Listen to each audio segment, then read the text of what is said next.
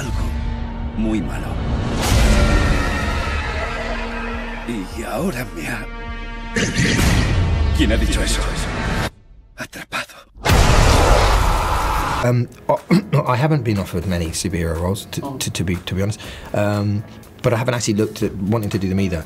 Apart from, I've been really lucky to do Bane with Chris Nolan, so that was kind of the end of that in many ways. And then Mad Max was something which was of its own in a similar world for me as the kind of fantasy genre characters larger than life. So superheroes didn't really appeal to me because for the best part they do a bunch of rubber hat wearing, spandex sort of wearing, lycra wearing figure skaters who sort of do good, and that's not really, I don't really enjoy the symbolism. I get the symbolism, but I really enjoy that type of storytelling personally.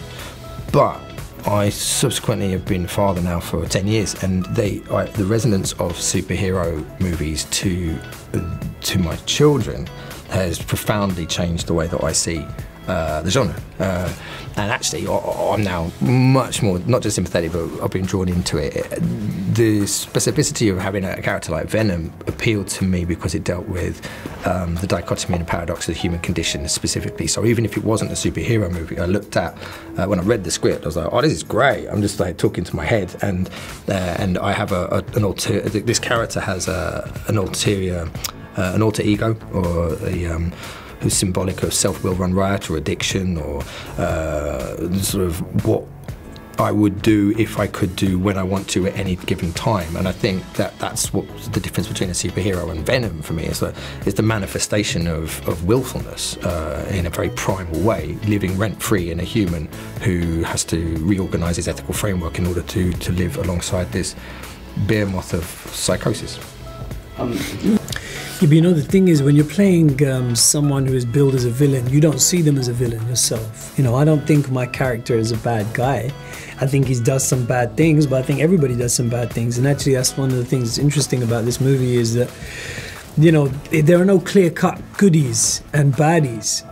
You know, there's obviously we're rooting for Venom, and we should do, but he isn't exactly great. Yeah, Eddie Brock is someone with a questionable kind of moral track record, and so is my character, and they're both kind of doing their version of what they think is good, you know.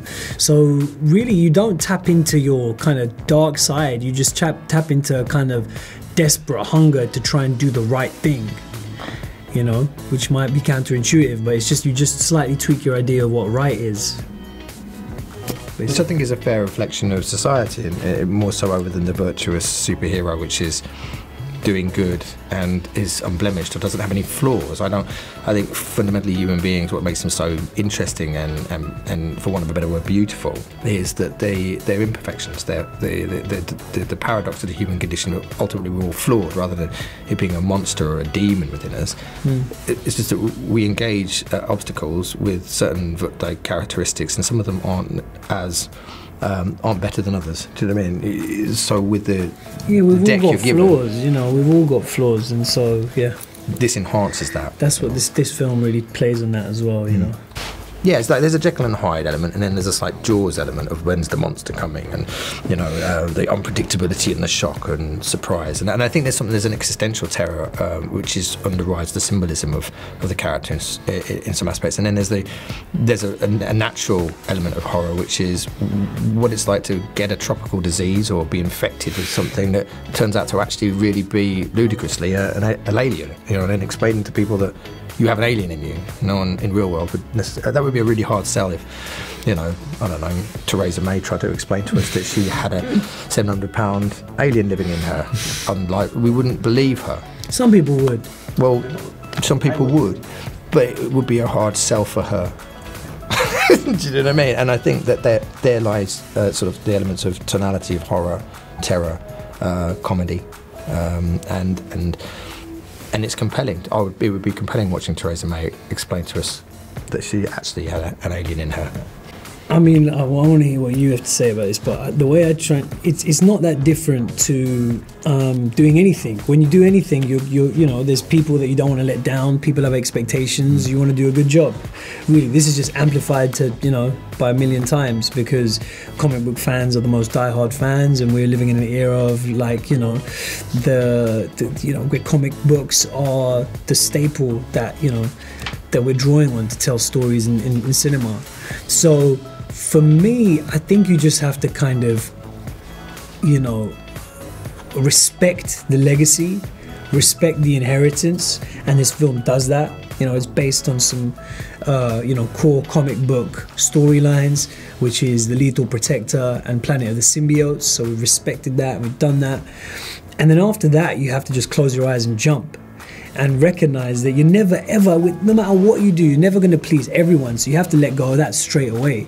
But as long as you go into it with good intentions, you give it 110%, that's all you can do. And having seen the film myself yesterday, I feel really, really confident that people are going to respond to it, because Venom is insane. He's awesome. You know, that character is insane, and what Tom does with that character in terms of infusing it with that humanity and comedy as well, and the physicality of the role, you know, which Tom is you know, can do in a way that's just, I mean, look, just wait till you see it, man. So I think people are going to be into it, personally. I think so too, and I think you're absolutely right. Is that you can't, on the one hand, you have to care enough to not care what people think when you're in the middle of the bed trying to create something. Yeah. If we obviously massively care about everybody's opinion, not just die-hard fans, but also you've got to break a bit of new ground and diversify and bring more people into and play and create new stuff.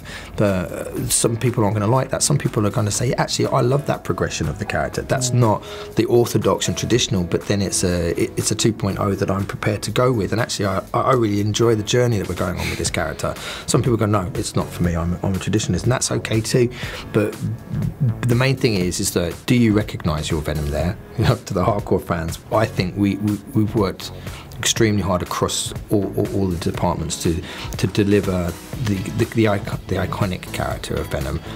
And yeah, he's deconstructed in part with there's a whole Spider-Man missing, you know. But that doesn't mean that that's a problem to people who don't have a problem with it. You know, and that doesn't mean that Spider-Man is off the table altogether either. That doesn't mean this isn't a massive, great campaign for Kevin Feige to buy us and put us in Avengers. Do you know what I mean? It doesn't mean anything. What it means is that Venom hasn't been brought to screen, and we've worked our asses off to bring the best version of that to the table, and we care hugely about what the fans think. We also care about new fans too, and we also care about Venom.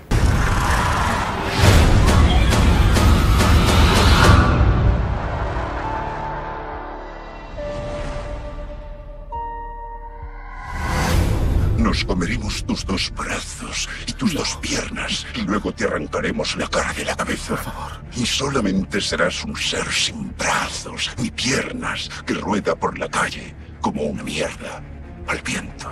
¿Qué demonios eres? Nosotros somos Venom.